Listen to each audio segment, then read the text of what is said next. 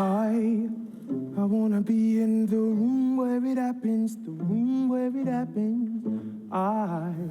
Leslie Odom Jr. shot to fame in the hit musical Hamilton. He won a Tony Award and Grammy Award for playing the original Aaron Burr.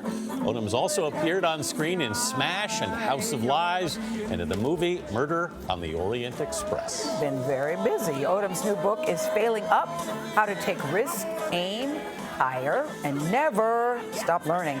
He shares personal stories and life lessons to help you follow your dreams. He writes this: the path to moments of greatness in your life will be paved in part with your spectacular failures.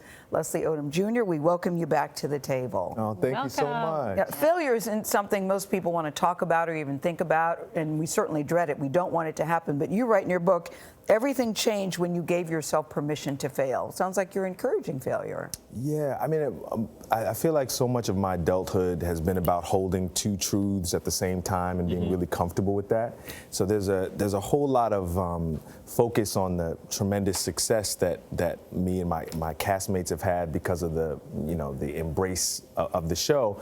But the truth is, there's a whole lot of roots under that tree. Sure. You know, there's a whole lot of hard work and failure along the way. So I wanted to point to that because that's what got us there. Your best lesson you learned from failure is what? The best lesson that I learned from failure is that, you know, that's really where the learning happens. Jay-Z has this quote, you know, that he's found it really hard to learn from success. Yeah, so true. You know, you learn from the failure. It's a conversation you end up having with your kids. It's like, it's not if you fall down, it's the getting up. Absolutely. You know, it's the getting up. A lot of people say that one teacher can change a kid's life. Yeah. And in your case, it was a 5th grade social studies teacher. Yeah, I feel like Mrs. Turner, say her name. Mrs. Turner. Yeah. Mrs. Frances Turner. She changed my life, and the thing about a great teacher, a great mentor, I bet a lot of you guys feel the same way. It's like you can be radicalized by a great teacher. I mean, they can turn you into a teacher. Yeah. They turn you into a mentor because you want to pass on those lessons that they gave you, and you want to. You were a troublemaker, huh? I was a handful for Mrs. Turner. Believe me. What was the best lesson she gave you?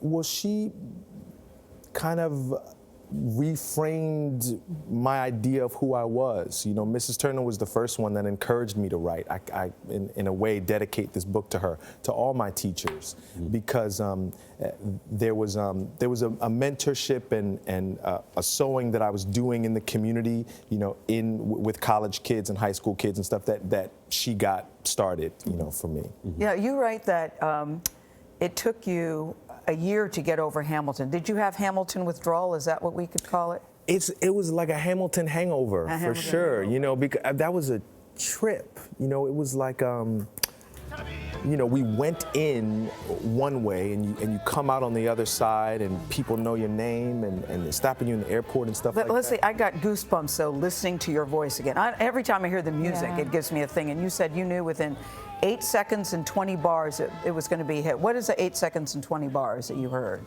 How does a bastard, orphan, son of a whore and a Scotsman I mean, it was just, it was so fresh and confident and brilliant. You know, I mean, I said, you know, like so many people, if I hate the rest of this show, that opening number alone, it's just so good. But he does sustain that excellence for 3 hours. It's extraordinary. But you almost quit acting. You almost walked away. But it was a mentor and eventually your father-in-law. I like that part. Who said to you, I want to see you try first. I want to see you try before you quit, and you're thinking, haven't I been trying? Right, yeah. But he said to me, you know, I was sitting on my couch, I was, you know, very depressed and sad, you know, about the way things were going, the roller coaster that up and down.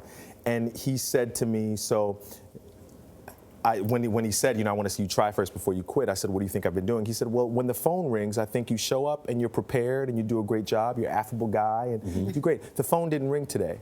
What did you do for yourself? Did you read anything? Did you write anything? Did you call anyone? Did you send an email? All you can do is go, I know. It changed my life. You know, he pointed to, you know, half of my business, if not more, you know, as a freelance artist, as a freelance business person, you know, that I was ignoring, and it changed my life, got me off my couch. One of the lessons you share is from rehearsing for the Broadway run of Hamilton. You write, quote, "You have to be both a harsh critic and strong advocate for yourself." Yeah. That's a hard one to balance. Yeah, you can't. You need both things, though. It's all about balance. You have to. You can't sit around reading your press clippings all day, no matter how good they are. Or how Because they're yesterday's news. Yeah, you have to believe in yourself, and you have to also look at the things you need to change and change them. You also write, when you were waiting for the Tony nominations, you and your wife Nicolette went out to breakfast. You ordered waffles and pancakes at a diner, your favorite diner. What is the name of that diner? Giorgio's. I want to go there. Giorgio's. It's on 53rd and 9th. The way you wrote about the pancakes and waffles, baby. I'm thinking, I want to go. Yeah, we said if we after these pancakes, if there are no Tony nominations, we will still be all right. Yeah, because I'm going. Yeah. Well, Leslie Odom Congrats. Jr., what a pleasure to have you here. Thank you so much. Congrats on the book. And Failing Up is on sale now.